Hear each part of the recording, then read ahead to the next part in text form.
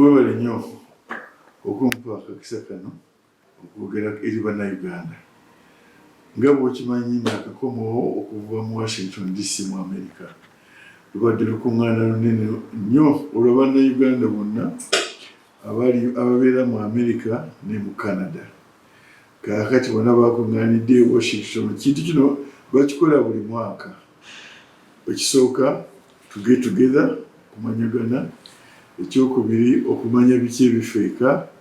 Ekyokusatu n'okunyweza enkolagana newankubadde nga bamu citizenship batwala ya America muganda naye tukyali bannayuganda. Okimanyi nti n'Abamerika abaliyo nga baba babubbi ng'aba slaves okuva mu Africa emyaka 10+ egiwedde nakati bakyayagala okuba nti balina roots mu Africa. Kale bano kyebava bakuŋŋaana omulundi gw'omwaka era nabo bakuŋŋaana luli tebaleetanga abakulembeze ba gavumenti ate baali nnyo opposition oriented naye kati bakitegedde nti whatever government is in Uganda ekola for the good of the people of all of us. Era kino kyobola nti naliyo era nenkola presentation nakirabye tinokubadde eno system ebintu bino nabo bulya ku ttaka bali byetaaga engeri abatabeera kuno naye kiremega n'abakuno bakyetaaga era kyenvudde ngamba nti nabantu kambawe information eno era yeno gyengenda kati okubawa ku ebyettaka nga bwe biri mu Uganda. Ettaka lifugibwa litya, litambula litya. Kakati kyenasookerako newankubadde baba kuno naye tebamanyi system y'ettaka mu Uganda gyerimu. Ettaka liyitibwa litya. Kakati ettaka namuno tuli muno naye tetumanyi bamu basinga kumanya bibanja na mayiro na liizi. Naye ettaka mu Uganda kati nga bwe tuli lifugibwa akawaire aka constitution 237 akasooka akagamba nti ettaka liri mu bannayuganda lyabwe be bannanyiriyo ba citizens nekyokka nga baba nalyo nga basinziira mu tenancy ye legal position eya ownership. Tenancy ezo ziri nnya ng'emu ye mayiro eno tekyali kyaffe kya buwangwa kyajja wano abazungu n'Abayuganda abaali bakulembera mu kiseera ekyo bwe bakola endagaano eya 1900 ne basalawo nti Buganda mu kiseera ekyo yali square miles ng'omutwalo gumu 600 mu bina I think ne bagabanya wakati. Omuzungu n'akwata Crown land, half of it, approximately 8,000 square miles. Eyo nefuka Crown land. Ng'efugibwa etteeka lye basaawo mu 1903 Crown land ordinance. Eyo public land, half endala gye bagibaganyamu mu Baganda baali bafuga mu kiseera ekyo Apollo Kagwa ne banne ne Kabaka Daudi Chwa. Kati baafuna emirundi ebiri waliwo official mile ngezo za office tebazivaako buli si zaabwe buli ajja mu office oyo yakisangamu ekagala neba public land gye bayituma official mile ng'ekulemberwa ng'efugibwa official mile official estates ordinance ya 1919. Eddala lyonna lyali private mile ne baligabana. Mpulira Daudi Chwa Kabaka yafuna nga square miles 210 ne olwawala wenda ebirokote zigamba nti yaweza ne 206. Ye yali amudira mu maanyi yali Katikkiro Apollo Kagwa n'afuna officially nga 10 naye evenima yagattako n'aweza nga 320 n'abalala. Kwegamba ntoto ikazi n'endala oluna square miles akanaana kagabanyibwa abantu abo abatono ne abalala bonna ne basigaza bibanja nga tebalina.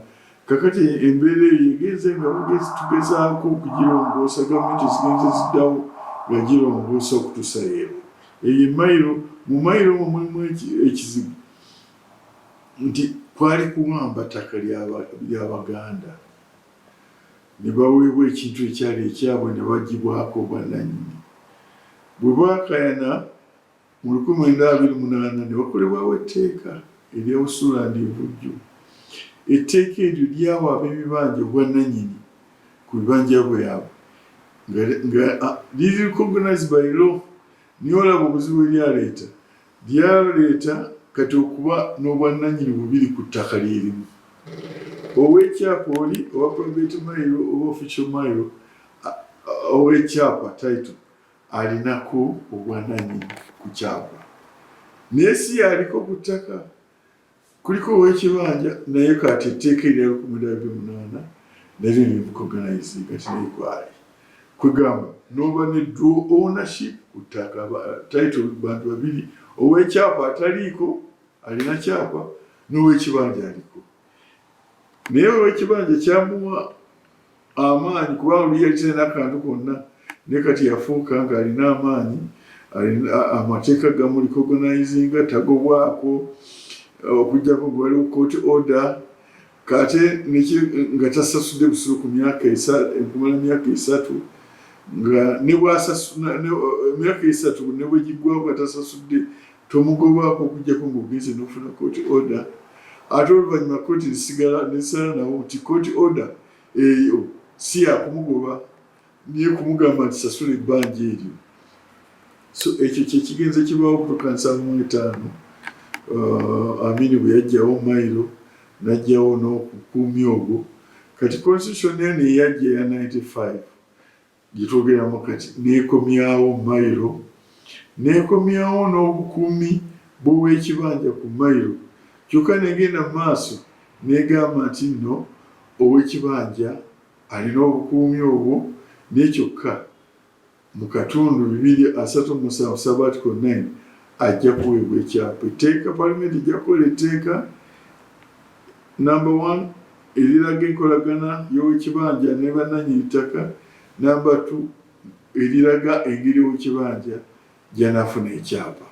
Kati bw'anaafuna ekyapa mu sub article 8 emuwa security of occupancy egamba nti okutuusa ng'etteeka eryo likoleddwa ajja kuba ne security of occupancy.